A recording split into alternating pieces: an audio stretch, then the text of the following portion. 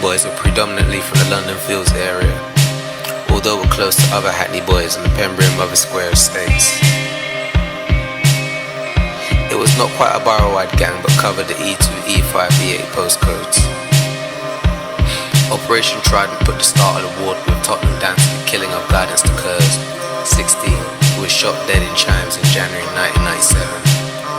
It occurred at a private party when Tottenham Mandem associate Blue was alleged to have fired a gun at the club which hit and killed the Kurz. However, the real ignition is believed by many to have been brought on earlier. In 1995, a couple of youths from Tottenham had been friendly with youths from London Fields and Pembury.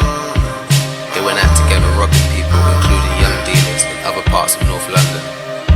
They also went on steaming robberies across shops. The Tottenham youths, however, started to come back to Hackney and re-rob the Hackney youths, which caused very serious grievances. One of the TMD youths stabbed a Hackney boy from Pembury in the leg during one of the re-robberies, an act which led to a series of cyclical violence between the two areas. A couple of TMD youths were confronted by Hackney boys following this, which incidentally also came a month after the murder of the Kurz. The TMD boys were chased, but one youth, Popcorn, was cornered into a block of flats on the Carlton Lodge estate, a small estate around Carlton Road just north of Finsbury Park. He was beaten up and then shot dead in the presence of at least 6 members of the Hackney boys. He bled to death on the roof of a block of flats. Popcorn was well known and well connected in the Tottenham area. One TMD youth and later music artist Clint Ponton helped convict the 6 suspects from Hackney, having also been chased along with Popcorn. And whilst the single killer was not identified, the suspects were all sentenced at the Old Bailey for between 4 and 6 years each. It was also alleged Ponton had arranged a deal with the 7th suspect who was found not guilty.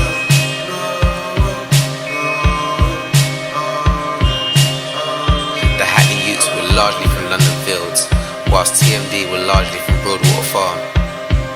Although this conflict is often labelled Hackney versus Tottenham, it's really more linked to those 2 estates within each borough.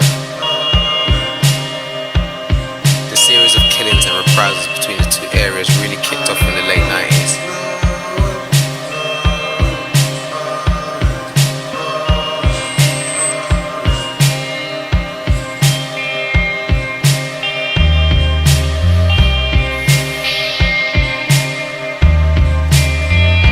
The Hackney youths were largely from London Fields, whilst TMD were largely from Broadwater Farm. Although this conflict is often labelled Hackney versus Tottenham, it's really more linked to those 2 estates within each borough. The series of killings and reprisals between the 2 areas really kicked off in the late 1990s. 2 of those convicted for the murder of Popcorn were shot dead by TMD soon after their release from prison in separate incidents. In June 1999, Menelik Robson, 20, was driving his red BMW convertible in Hackney when it was followed by 2 motorbikes. One pulled in front of the BMW, blocking its way, whilst another stopped beside it. The pillion passenger dismounted and walked up to the side window, firing several shots. 2 years later, in April 2001, another of the Hackney boys convicted, Corey Wright, 20, was also shot dead in his car in Hackney. His friend who was with him, Wayne Henry, was also killed. The shots fired into Wright's BMW caused the vehicle to lose control, and it went off the road into a bus stop by Thistlewaite Road in Lower Clapton. These were some of the 8 gang and organised crime-related killings that earned Lower and Upper Clapton a reputation as the murder mile.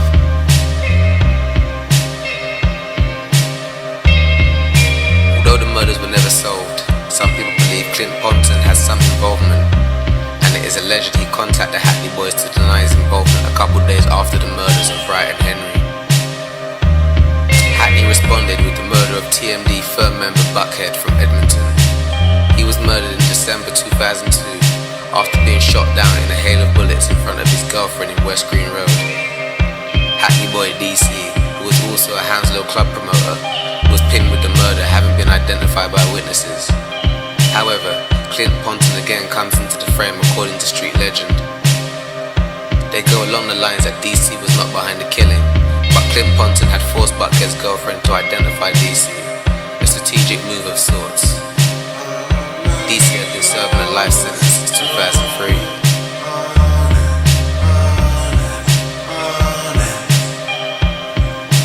A series of events following Buckhead's murder led to the eventual death of Hackney boy Jason Fearon. It happened at Turmill's Club in Clerkenwell during a Soul-Solid crew event, who were managed by Tottenham Manden's later North Star team, where singer Lisa Maffey was promoting her debut single. An anonymous tip-off was made to Crime Stoppers that there would be trouble at the event, and there was an attempt to prevent the event from going ahead, but the event organizer refused. As a result, the police parked a vehicle outside the club, hoping that they would deter any gunmen.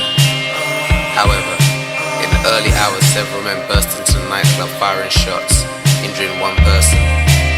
The gunfire continued as the targets were chased into the street. Jason Fearon and another man, who believed was the main target, made their way in an Audi TT sports car. They were followed by the two Tottenham men, who believed to be Clint Ponton and Wes Lambie, firing shots into the Audi from their BMW during the car chase. Fearon, who was wearing a bulletproof vest, was hit in the head and died. Clint Ponton, also known as C1 or the Chosen One, and Wes Lambie went into the music industry, forming the label North Star, whilst with the Tottenham Manden. Meanwhile, in the background to these 7 killings, Mark Lambie had become a target of the recently formed Metropolitan Police Unit, Operation Trident.